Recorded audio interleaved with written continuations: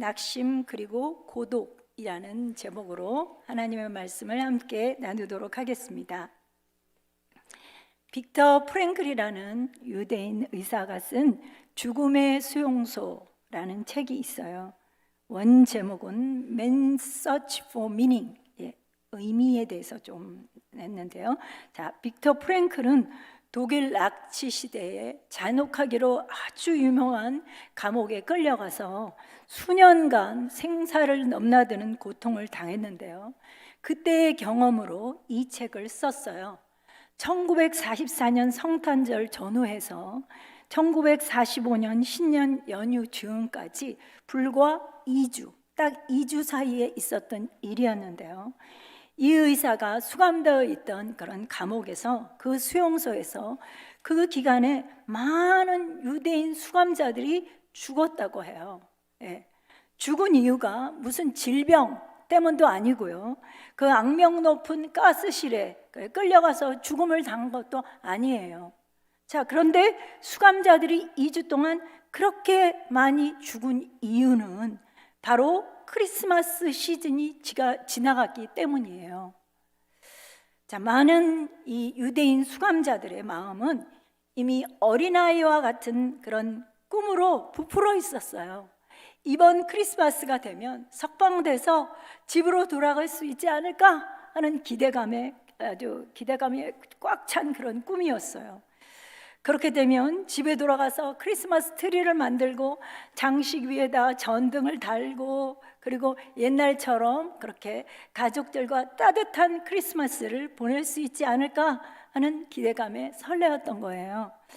그런데 성탄절이 지나도 전혀 석방될 기미가 보이지 않자 이전보다 더 낙심하고, 이 낙심은 낙담으로 급기야 절망이 되었어요.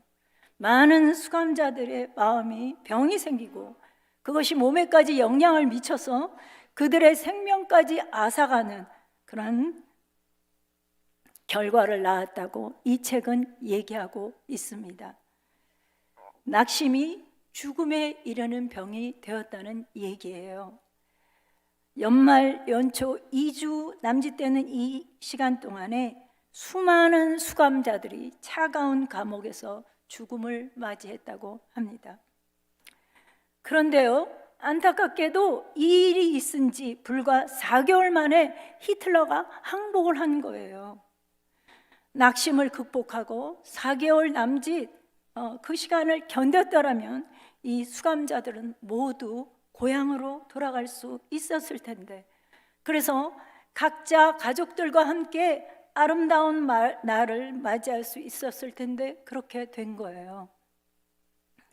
우리는 이 실화를 통해서 우리의 삶에서 낙심이 얼마나 무서운 것인지, 또 낙심을 이겨내는 것이 얼마나 중요한 것인지를 배우게 됩니다.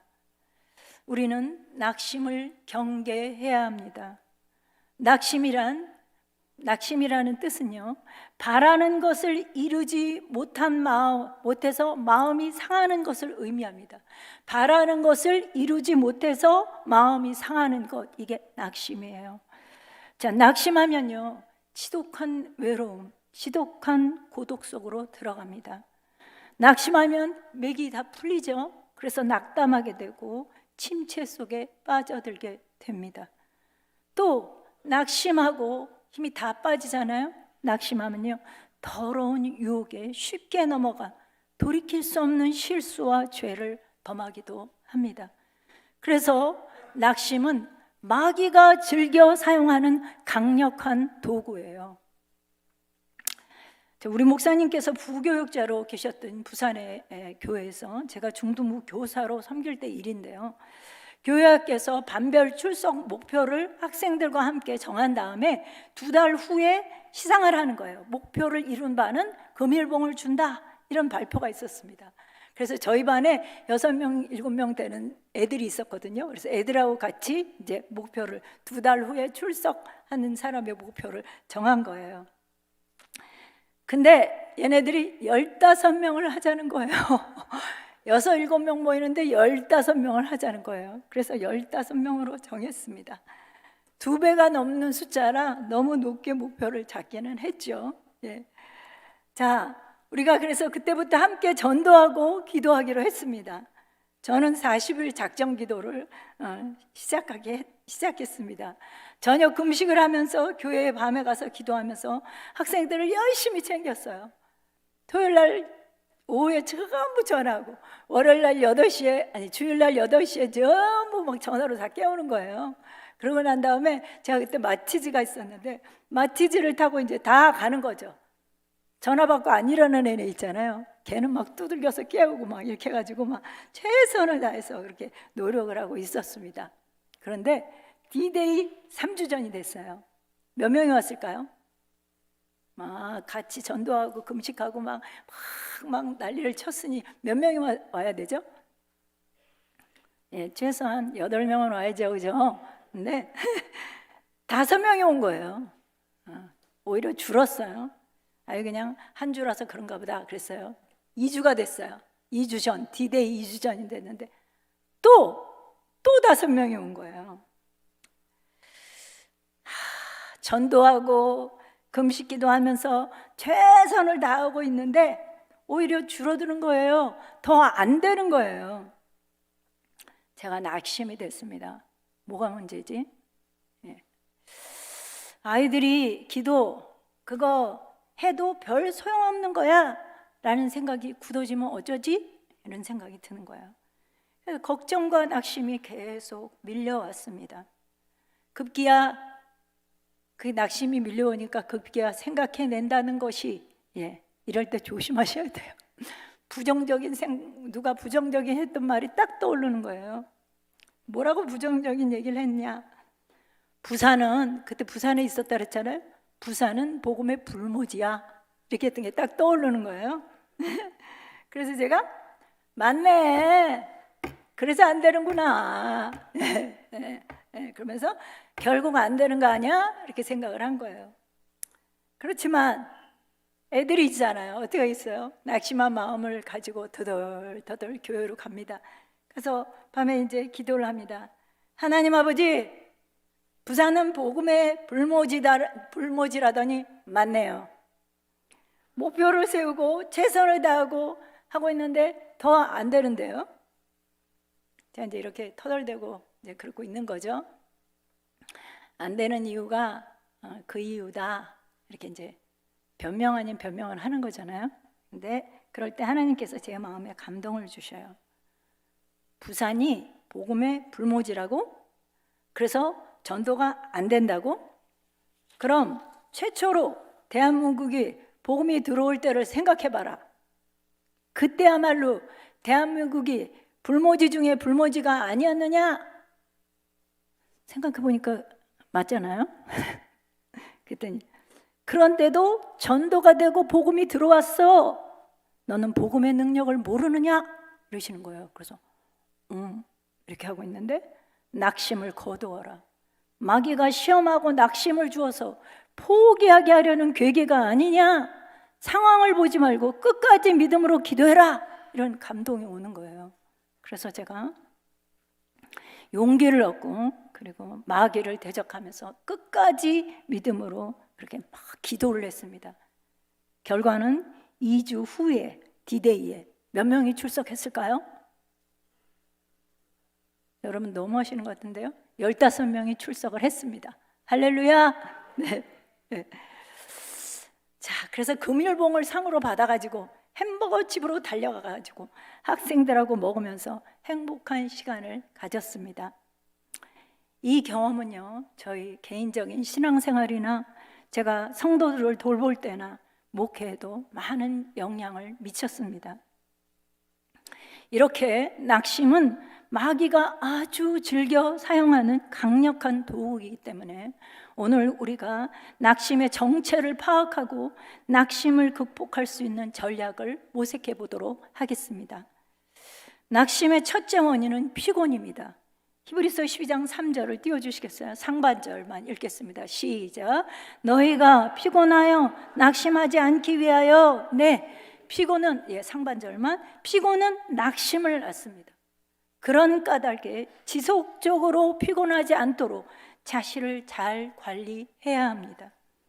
엘리야는 갈멜산에서 바알 선지자 450명과 아세라 선지자 400명 이 명과 영적 전투를 벌이느라고 몸과 영혼이 다 소진됐어요. 너무나 지치고 그리고 피곤한 상태가 된 거죠. 영적 전투를 하잖아요. 예, 우리 기도하면서 영적 전투 많이 하죠. 자, 그런 게 그게 노동이에요. 그래서 소진되고 피곤이 옵니다. 이번에 제가 뉴욕 부흥회를 갔잖아요.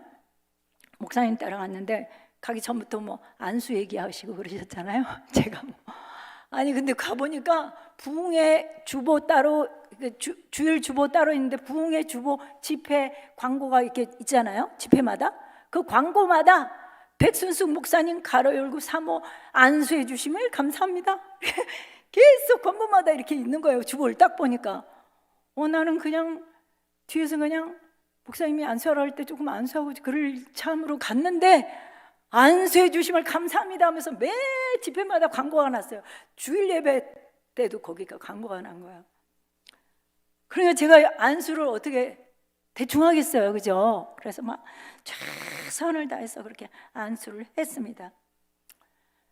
주일 예배도 끝나고 집회가 다 마쳤는데도 개인적으로 안수 받을 사람 또 남으라 그래가지고 안수를 하는 거예요.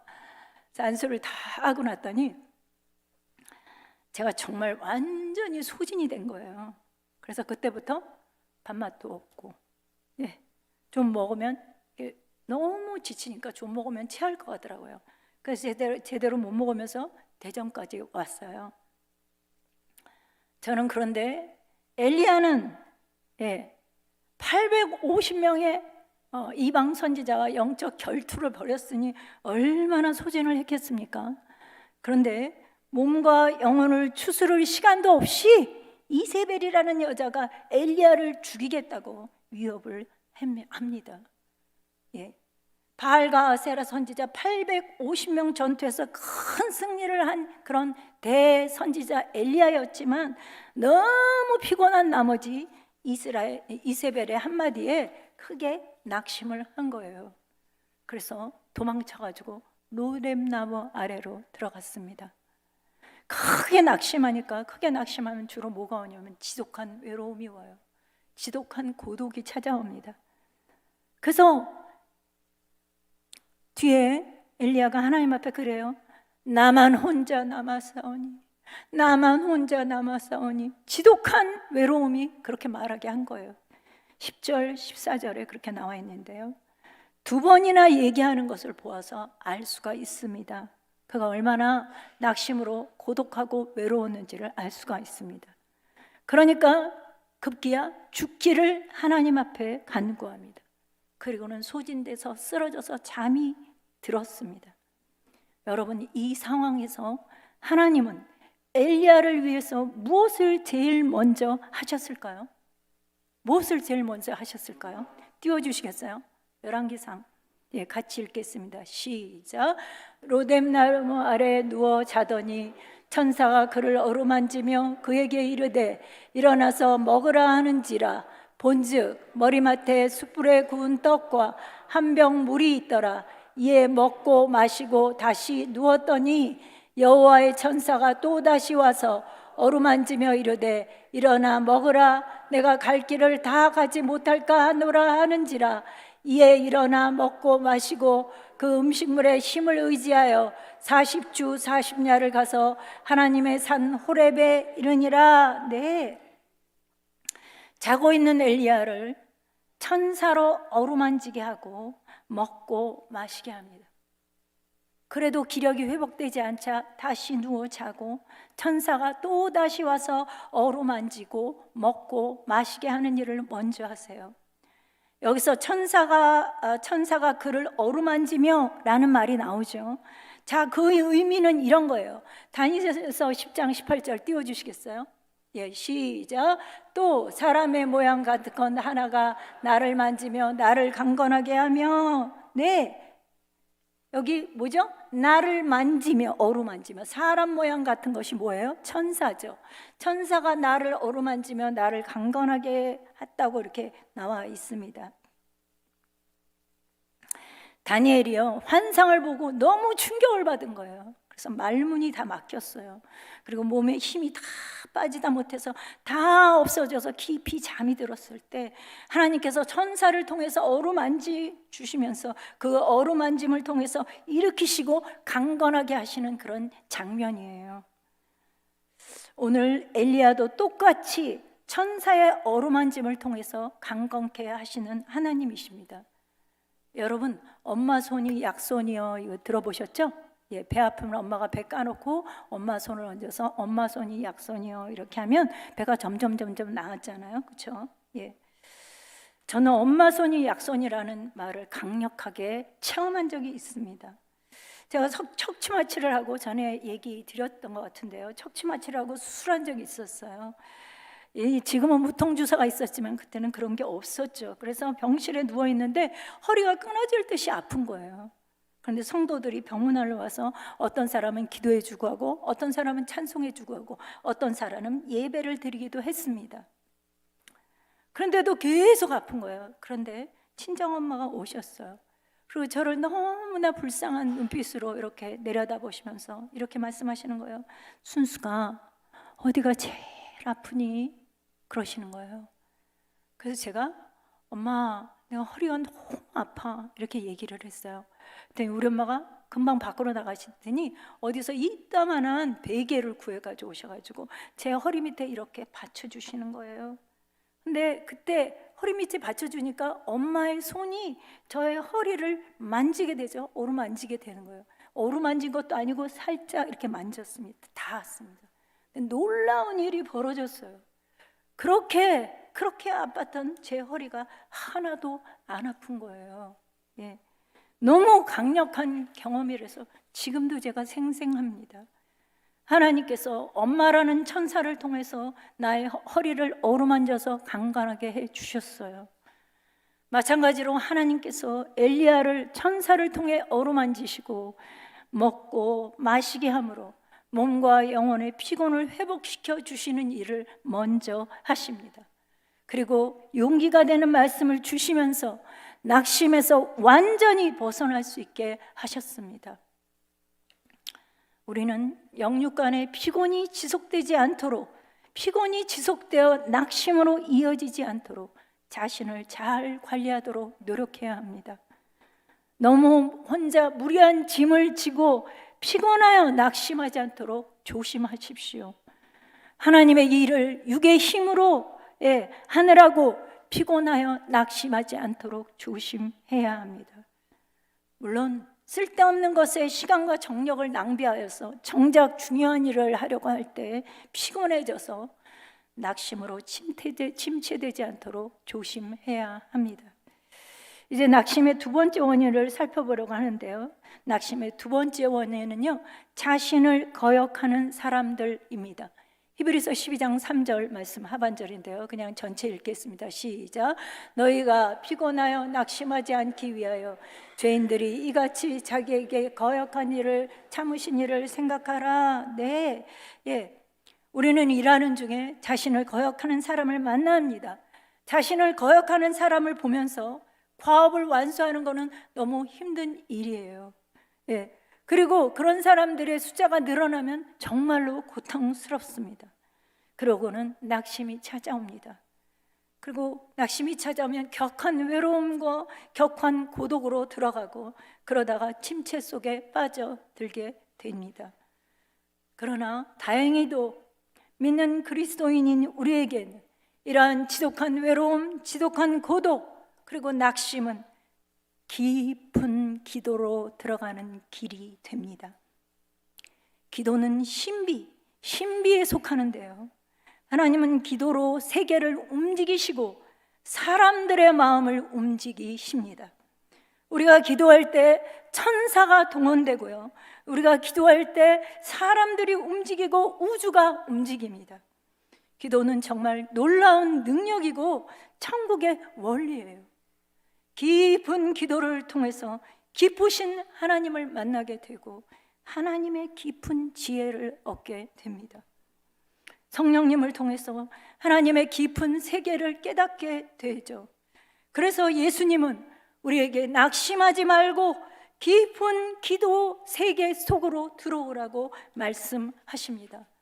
그럴 때 우리는 거역하는 사람들을, 잘 들어보세요, 하나님의 시각으로 보는 훈련을 할 수 있습니다. 예수님은 자기를 거역한 사람을 참으셨습니다. 그 이유를 두 가지로 살펴보면, 첫째는 거역하는 사람들을 통해서도 하나님의 섭리가 이루어질 수 있음을 아셨기 때문입니다.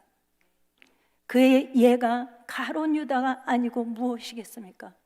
찬송에는 이 풍랑을 인하여 더 빨리 갑니다 라고 표현하고 있어요. 하나님의 일은 때로는 우리를 거역하는 사람들을 통해서도 이루어질 수 있다는 것을 기억해야 합니다. 예수님이 자기를 거역한 사람들을 참으신 두 번째 이유는요, 시편 37편입니다. 띄워주세요. 같이 읽겠습니다. 시작. 여호와 앞에 잠잠하고 참고 기다리라. 자기 길이 형통하며 악한 꾀를 이루는 자 때문에 불평하지 말지어다. 분을 그치고 너를 버리며 불평하지 말라. 오히려 악을 만들 뿐이라.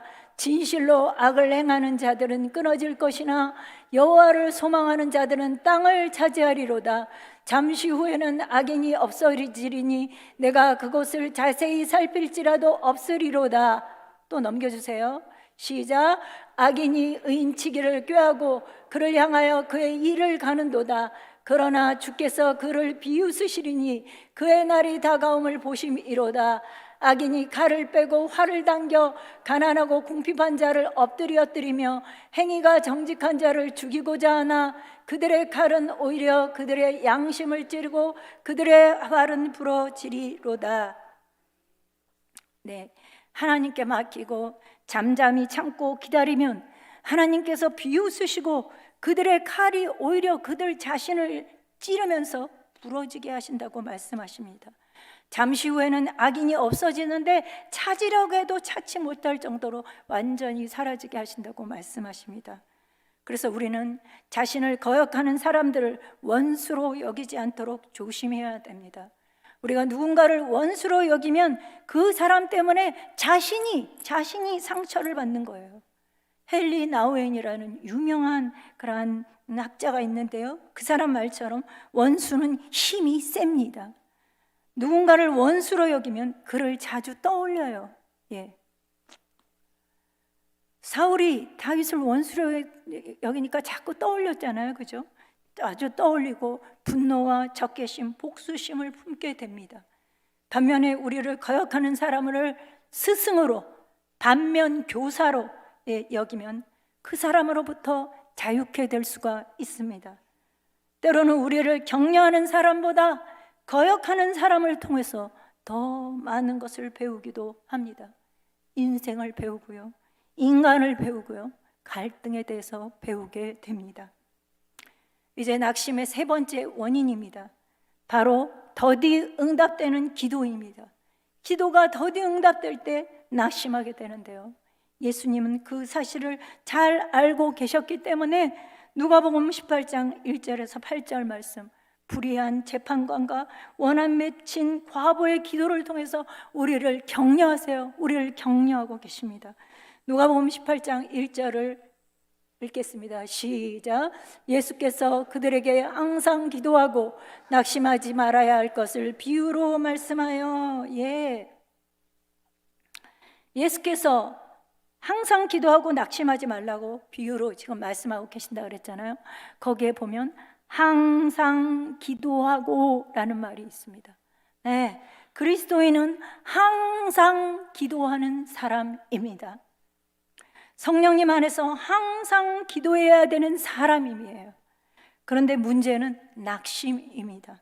기도가 더디 응답될 때 낙심하게 되고 기도를 멈추게 되죠. 그래서 예수님께서 이 비유로 말씀을 하신 거예요. 낙심을 경계하면서 항상 믿음으로 기도해라. 불가능해 보여도 믿음으로 계속 기도하는 사람의 원한은 반드시 풀어주시겠다고 약속하시는 거예요. 한번 보시겠습니다. 어떻게 약속하시는지. 18장 7절 8절 시작. 하물며 하나님께서 그 밤낮 부르짖는 택하신 자들의 원한을 풀어주지 아니하시겠느냐? 그들에게 오래 참으시겠느냐? 내가 너희에게 이르노니 속히 그 원한을 풀어주리라. 그러나 인자가 올 때에 세상에서 믿음을 보겠느냐? 네, 먼저 항상 기도하세요. 그리고 더디 응답되는 것 때문에 낙심이 올 때 이 말씀을 기억하시기 바랍니다. 속히 그 원한을 풀어주리라 하는 이 약속의 말씀을 주장하시면서 끝까지 기도하시기 바랍니다. 그럴 때 하나님께서 기도에 응답해 주십니다. 원한을 풀어주세요. 낙심의 네 번째 원인은 더디 이루어지는 소원입니다. 잠언 13장 12절 말씀을 보겠습니다. 시작. 소망이 더디 이루어지면 그것이 마음을 상하게 하거니와 소원이 이루어지는 것은 곧 생명나무라. 예, 마음의 소원이 더디 이루어질 때 낙심한다는 거죠. 하나님은 우리의 소원을 소중히 여기세요. 여러분, 여러분의 소원을 하나님이 소중히 여기신다고요. 그리고 우리 안에 소원을 두고 행하시는 분이 바로 하나님이세요. 소원을 성취하면 마음이 기쁘지만 소원이 더디 이루어지면 낙심하게 되죠. 낙심하지 않는 길은 하나님의 때를 신뢰하는 거예요. 낙심하지 않는 길은요, 하나님의 때를 신뢰하는 거예요. 하나님께서는 완전한 지혜를 가지고 계시기에 우리에게 가장 좋은 때를 너무나 잘 알고 계십니다. 사실 하나님이 소원을 더디 이루어 주실 때는요, 예, 잘 들으세요. 더블로, 예, 더블로, 우린 더블로 그래야 딱 잘 알아듣잖아요. 더블로, 복리로 계산해서 복을 더해 주세요.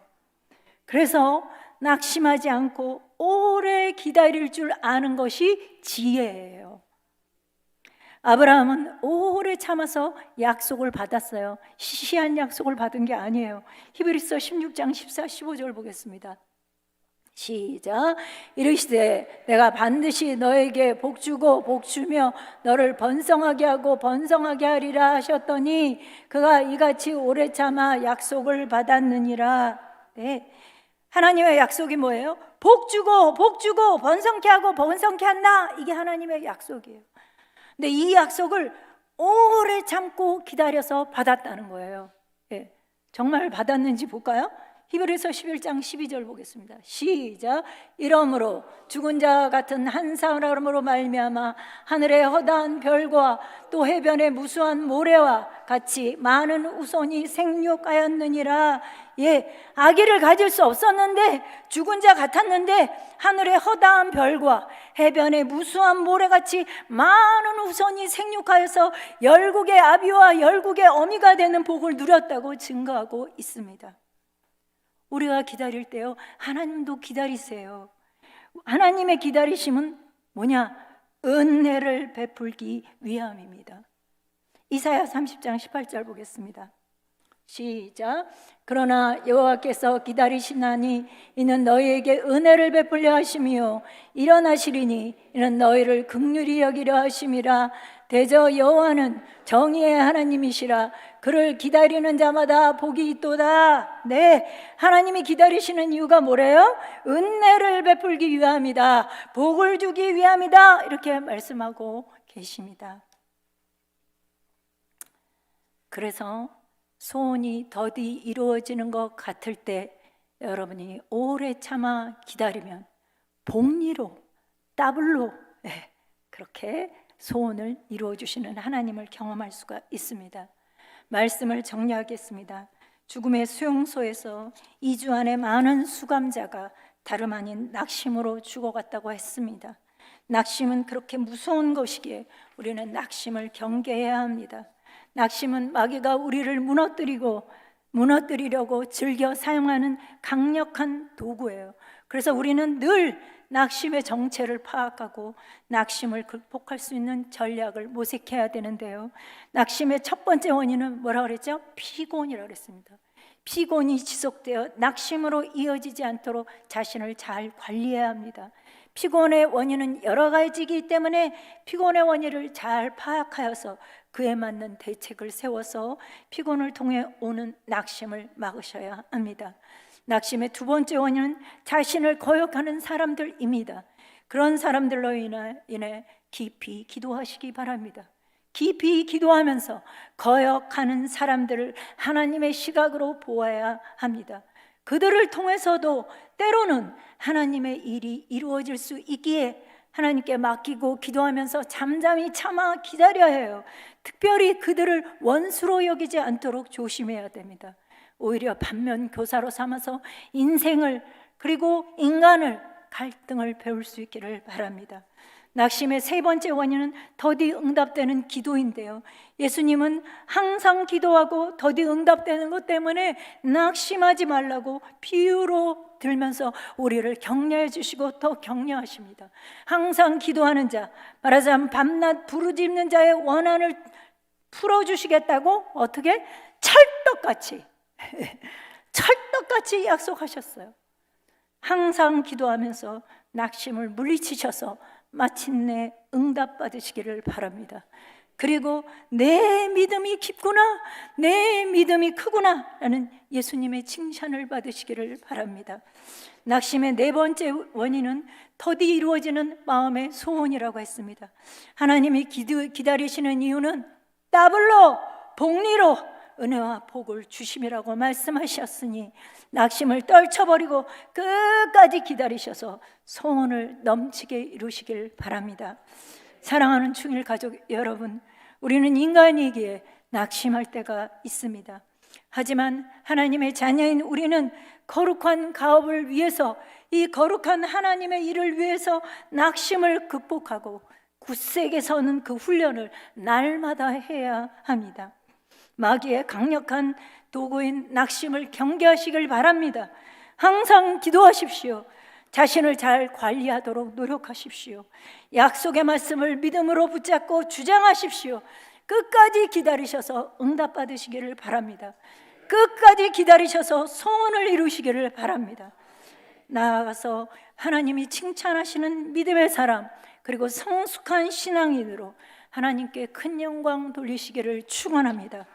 기도하시겠습니다.